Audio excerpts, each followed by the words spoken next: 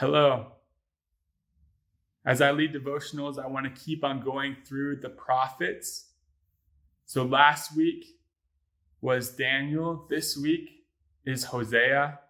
And this begins the minor prophets, which are these 12 books called minor simply because they're shorter books. They're actually very important in speaking truth to our lives, truth to our society, and speaking truth to power. So Hosea chapter 6, verse 6. For I desire steadfast love and not sacrifice, the knowledge of God rather than burnt offerings.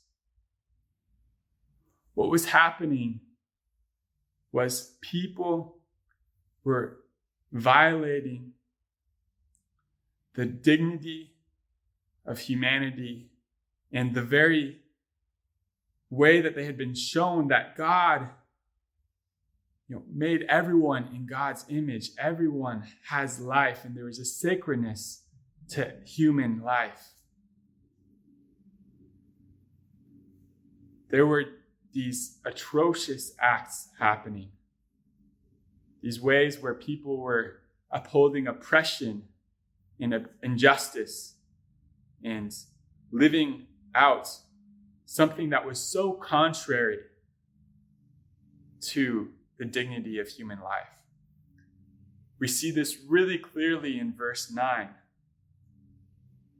where we have people that are in authority that are committing out murder in the streets. It talks about these priests in verse 9, that they were murdering people on the road, and it says they commit a monstrous crime. Priests banding together and committing out a murder.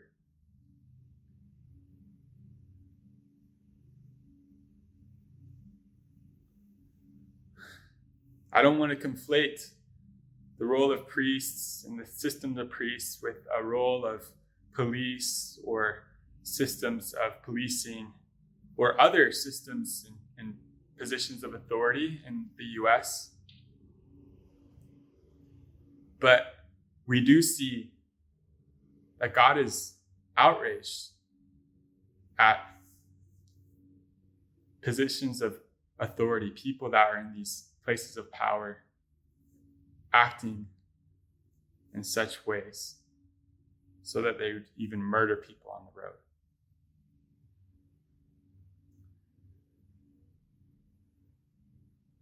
And so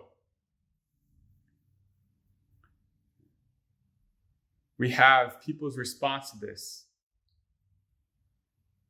People are doing sacrifices.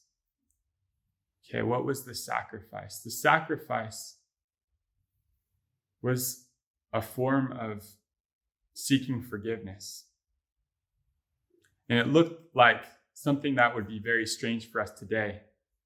But the idea is that you would kill an animal.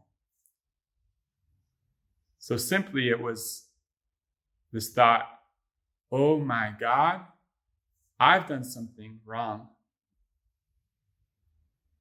I can't really do anything about it, but someone or something has to do something or pay in some way according to their thinking. And so an animal was killed. And it wasn't just the thought, oh my God, I've done something wrong. It was the idea that I and we are part of a system that is doing this wrongdoing. We're part of a society that is doing these horrible atrocities.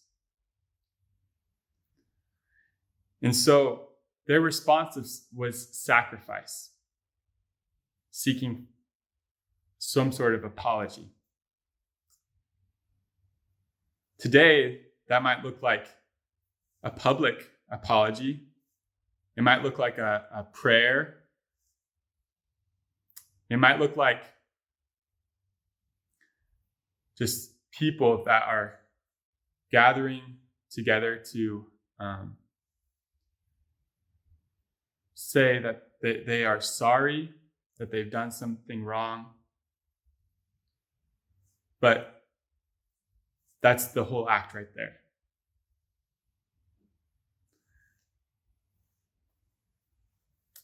And these burnt offerings was something more that would be, smoke lifted up to God.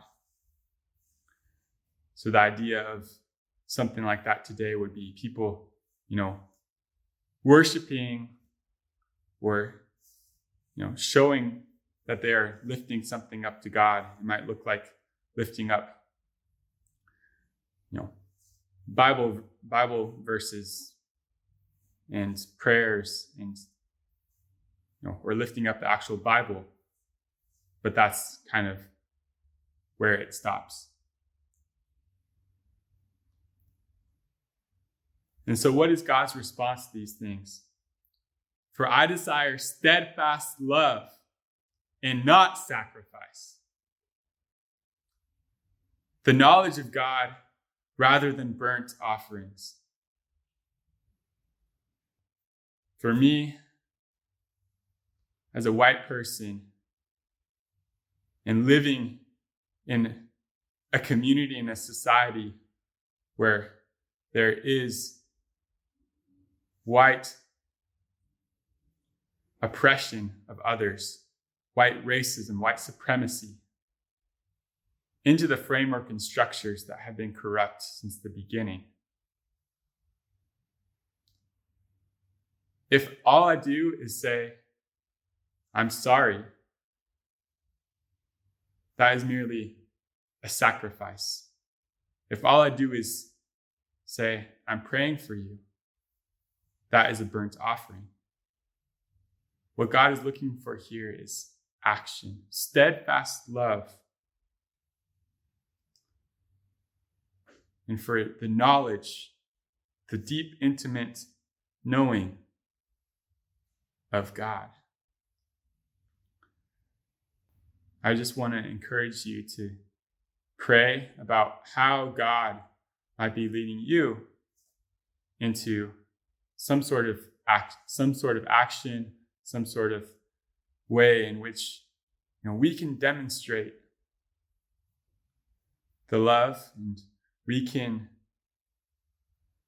work to not just continue a system or cycle of I'm sorry, but work toward ending a system and cycle of oppression.